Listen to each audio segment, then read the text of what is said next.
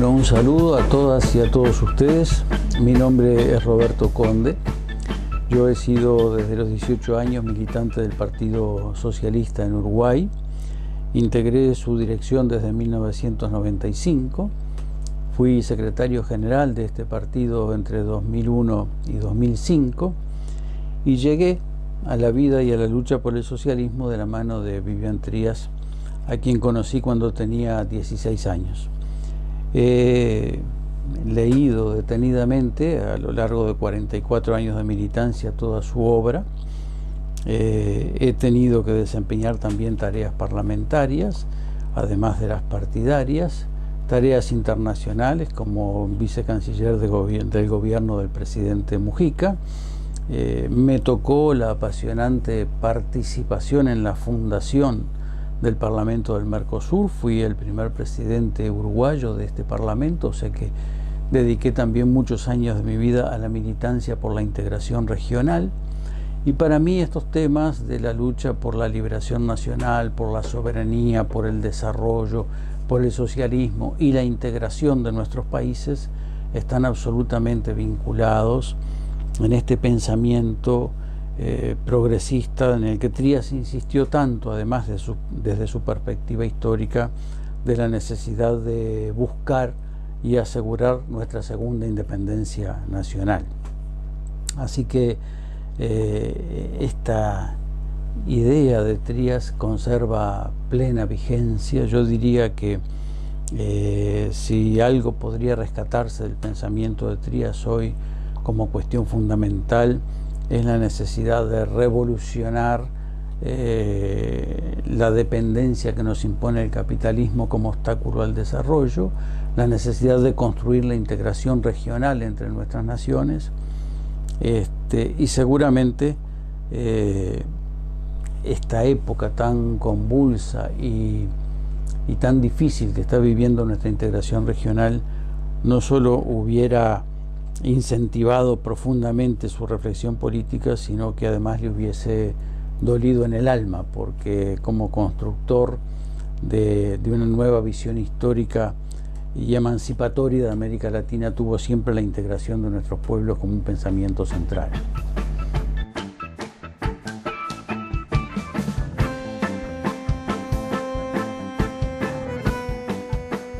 Probablemente el motivo por el que tenga algún interés el hecho de entrevistarme en esta ocasión de reeditar Por un socialismo nacional de Vivian Trías se deba a que yo fui alumno de Trías desde los 16 años y a los 18 años, a instancias de Trías y debido a la formación que mi generación recibió de él, me afilié al Partido Socialista y conviví con él en la militancia política, incluso muy cerca de su vida, no solo como militante y como docente, sino también de su vida personal, ya que junto con otros jóvenes compañeros frecuentábamos su familia y charlas en su casa, etcétera, hasta que la muerte lo sorprendió en plena dictadura en el año 1980, noviembre de 1980. Razón por la cual él no pudo continuar su obra ni pudo culminar su análisis, su enfoque de las luchas de la liberación nacional y del socialismo en la segunda mitad del siglo XX. Pero la reedición de su manuscrito Por un socialismo nacional tiene una importancia, a mi juicio, relevante,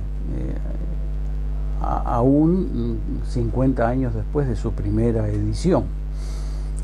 Y se debe a que allí Trías plantea el proceso histórico del capitalismo bajo el enfoque del análisis por la metodología del materialismo histórico, lo que lo lleva a centrarse en el estudio de las contradicciones del sistema capitalista. Estudio que, a mi juicio, guarda actualidad y es perfectamente pertinente. Tanto con más razón en los momentos difíciles que estamos viviendo, en donde el funcionamiento del sistema capitalista hoy se inserta en lo que muchos filósofos y antropólogos e historiadores no dudan en calificar de una crisis de civilización. De modo que seguir analizando las contradicciones del sistema para encontrar un camino histórico que lo trascienda es una tarea que no debe quedar interrumpida como una cosa arcaica o archivada en el siglo XX. La segunda cuestión fundamental que Trías plantea es de que nuestros países, se refiere a los países de América Latina, no pudieron acceder a las condiciones del desarrollo en la época contemporánea debido a las deformaciones de sus estructuras socioeconómicas. Y usó la ya conocida metáfora del niño y del enano, diciendo que el subdesarrollo no podía compararse a un niño que en etapas sucesivas iba a crecer normalmente y transformarse en un hombre desarrollado, sino que el subdesarrollo era más bien comparable a la situación de enanismo por consecuencia de la captura y la deformación de nuestras estructuras y de nuestras potenciales de desarrollo por parte del imperialismo dominante y de la hegemonía del imperialismo norteamericano en la segunda mitad del siglo XX sobre nuestros países, y que por tanto esto nos llevaba a la contracara natural de la acción política frente al imperialismo, que eran las tareas de la liberación y el desarrollo.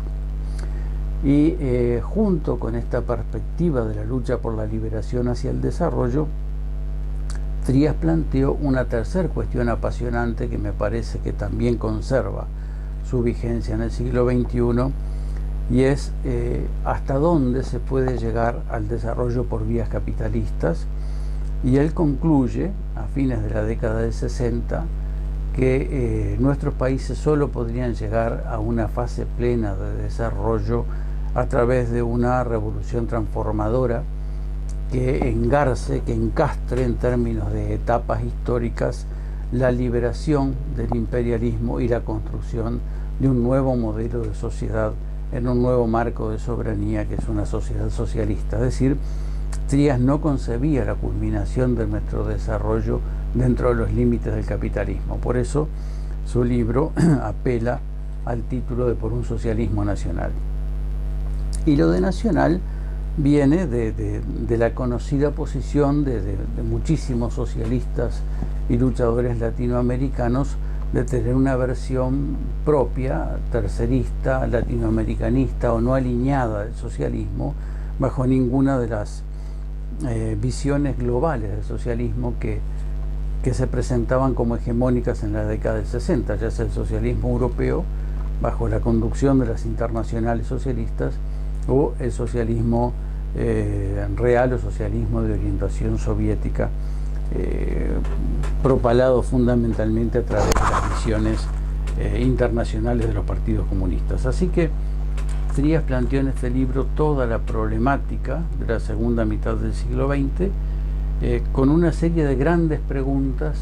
referentes a cuestiones que todavía están sin resolver, referidas a grandes problemáticas socioeconómicas y humanas y políticas que todavía están sin resolver a principios del siglo XXI.